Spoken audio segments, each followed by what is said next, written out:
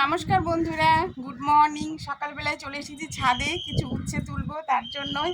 তো ছাদ বাগানে বেশ সুন্দর উচ্ছে হয়েছে। তেমন কিছু পরিচর্যা করিনি, শুধু বৃষ্টির জল আর একটু চাল ধোয়া জল, ভাতের ফ্যান দিয়ে খুব সুন্দরভাবে উচ্ছে ধরেছে। চলো তোমাদের সঙ্গে শেয়ার করি কতগুলো উচ্ছে পেলাম। চলো দেখতে থাকো।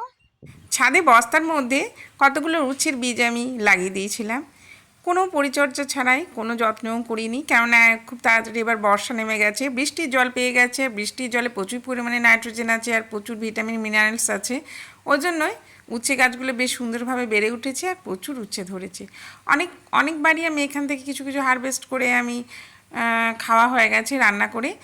আজকেও দেখলাম অনেকগুলো উচ্ছে হয়ে আছে, তো ভাবলাম বন্ধুদের সঙ্গে একটু ভিডিওতে শেয়ার করি, যাতে নতুন নতুন অনেক বন্ধুরা আছো যারা একটু উচ্ছে জৈব পদ্ধতিতে, বাজারে ভেজাল যেটা কীটনাশক, কীটনাশক বলুন, কেমিক্যাল সার, রাসায়নিক কীটনাশক দেওয়া সেই উচ্ছেগুলো যদি তোমরা না খেয়ে এরকমভাবে যদি বস্তার মধ্যে লাগিয়ে দাও, খুব সহজেই উচ্ছে হয়ে যাবে।